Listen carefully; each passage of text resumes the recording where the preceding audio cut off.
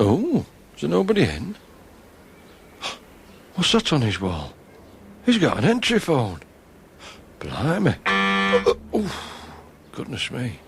Yes, who is it? It's John. Hello? Ken. This is the Ken Worthington Organisation, incorporating Kenny Music. Oh. And Worthington Promotions. Ken. Hello, who's that? Hello. Oh, I've got to press the Who button. is it?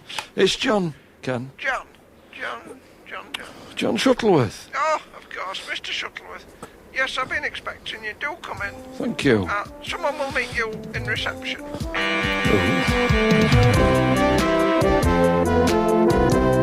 We present the Shuttleworths. Episode 5, John Le Shuttle.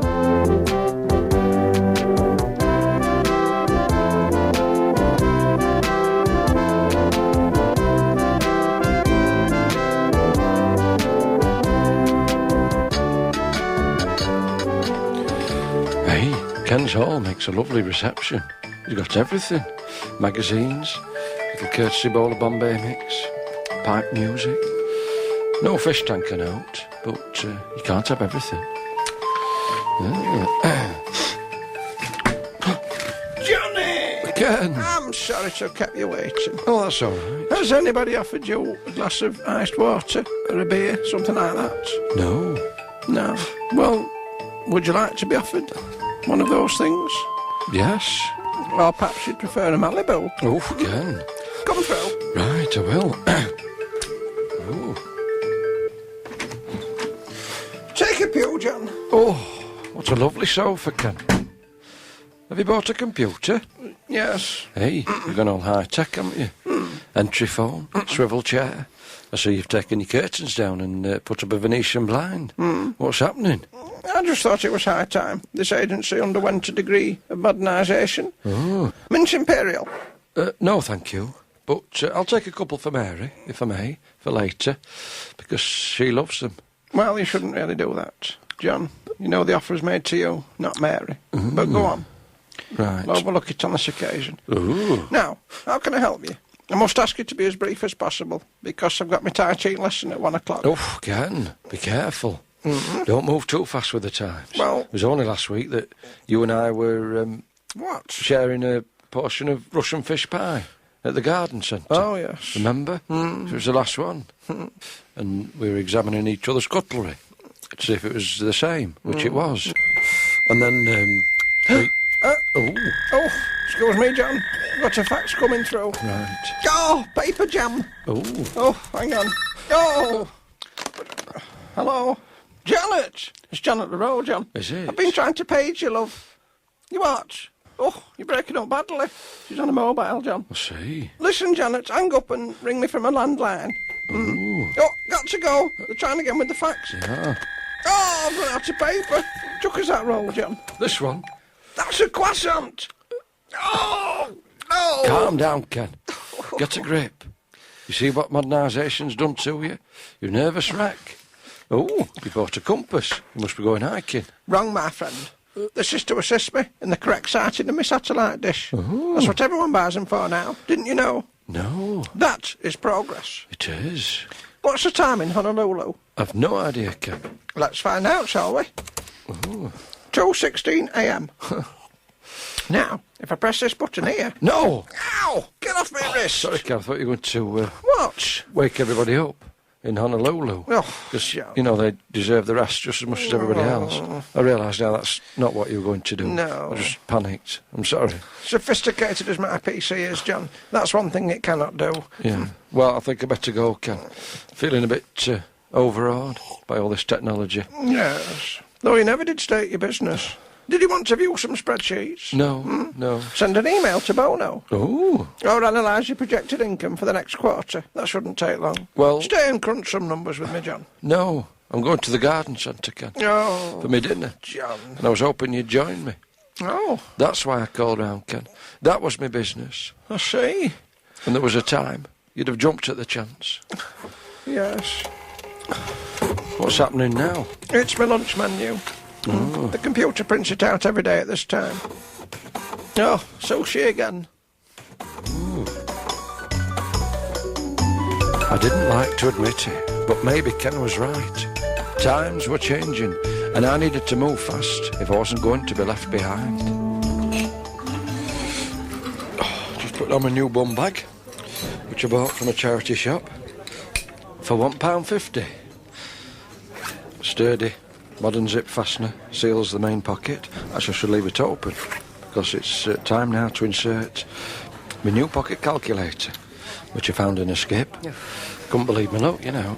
Well, it was covered in gloss paint, which I suspect has penetrated the insides because the answers are wrong to even the most simple sums. Are you going to shut up and eat your dinner? Yes. All right, love, You sorry. drive me crackers. Am I? Yeah. I'm not being very good company, am I, love? All right, I'll shut up and eat my dinner. Thank you. What are you doing now? What do you keep looking round for? I'm expecting a phone call. In the garden centre? That's right, love. It's imperative. Oh, John. Oh, just nudged Mary's crumble. You're dead. But he's still within the dish, love. Sorry. No, Ken has insisted that I remain contactable at all times. Has he? And if he needs me, he'll phone. And one of the ladies will page me. Well, it's probably just tell me. But this is why I need a mobile phone, of course, Mary. Oh, yeah. Which one do you fancy? None of them. Oh. How can you afford a mobile phone? You haven't even got a job. Oh, Mary, please. Hey, where are you going? She's in the right mood. She's not even stopped to look at the village pump. She's gone straight into the gift shop. But Ken warned this might happen. In modernising my business practice and streamlining my affairs, as I am doing, inevitably there are going to be casualties. And it looks like my relationship is the first to go. But it can't be helped. And if Mary thinks John, that... can you come here, please? Yeah, all right, love. Yeah. Come in. Thank you. And Mary was wrong. I could afford a mobile phone. Anyone can nowadays. They're only £4.99. And with my preferred model, you get a free colour television set. Only a 2-inch, but still. You see how technology has advanced.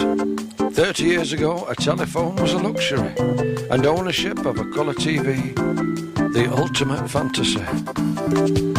Of course, in the 60s, most people had television sets, but they were black and white, and viewing was a hit-and-miss affair. The horizontal hole kept going, and often we'd find ourselves on the roof, adjusting the aerial. Those with coin-operated sets had their own particular problems. I remember missing the end of an exciting Mick McManus bout on Saturday wrestling because I'd run out of shillings. I never did find out how Mick fared in that contest. Primitive though conditions were, we still had some control over our lives. We had brightness, contrast, but at that stage, no colour.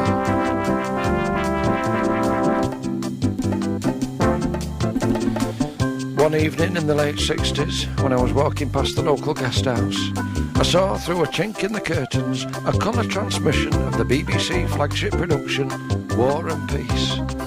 The sight of a young Anthony Hopkins, resplendent in a bright blue tunic, holding aloft a glass of port with all its subtle crimson shades, convinced me that I just had to make the switch to colour. But it was pricey, very pricey. And second-hand sets were hard to come by. So, though there was a light at the end of the tunnel, we were still some way off from owning brightness, contrast and colour.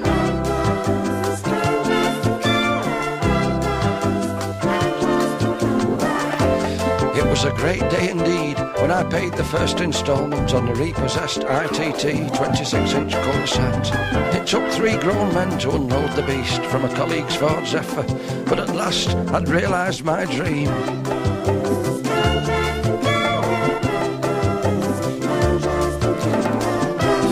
Brightness, contrast and colour.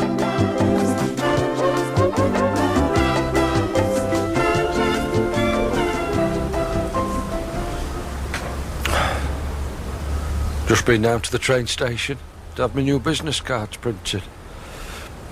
Ken said I should have had holographic ones done because they show up nicely in a dingy nightclub when trying to impress a drunken client.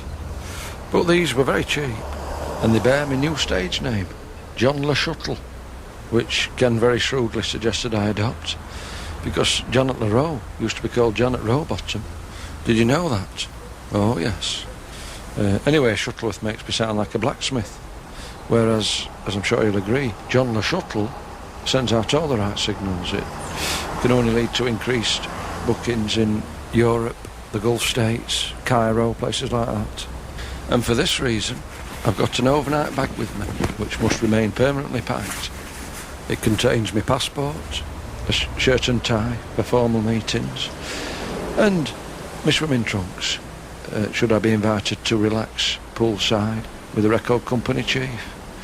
It's a very, very exciting time for me. Bleeper's going off. That's to tell me to do something, and can't remember what it is. This bag's a bit heavy. I'm going to have to sit down on a bench because I'm in the park. That's what I've got to... I've got to ring Ken to tell him I'm in the park. This is a big 10p. It's my new compass. It's a shame that I've got to use it to set up my satellite dish. I'd quite like to go on a little ramble. Use it to plot my course as I make my way down the bank to the reservoir to check the level, because I tend to zigzag, you know. It's very windy. Don't know if you can hear. It's a nice chance for trees to converse with each other, isn't it? Because it must be quite lonely being a tree when it's still. Shame they don't have to speak at once, though. No, but you know what I mean. Still, it's a very simple and effective means of communication. Ken Worthington here. I'm afraid the office is currently unmanned because my computer's gone down and my fax is broken as well. So don't press your button when you hear the tone. If you do need to... Start again. No. If you do need to contact me, and only urgent business, please, I can be found at the garden centre where I've come for my tea. Bye. Ken, it's John. I'll see you in a minute. I'm going to the garden centre for my tea with Ken. Well, I think we've had enough progress for one day, don't you? Someone made a wheel and it began a revolution. Steam power, electricity and nuclear fusion. The futon, the crouton, the old age pension and sliced bread, which in my view remains the best invention. Isn't it really? Polyfiller, the umbrella, the petrol engine, and every new discovery is accepted without question. Apple Macintoshes, I preferred wind cheaters, even my daily pinters being threatened by half litres. You surf on the internet and I'll surf internetos. You keep marching on, my friends, I'll go which way the wind blows. Cafetières and cappuccinos, well, someone had to invent those. So you surf on the internet and I'll surf internetos.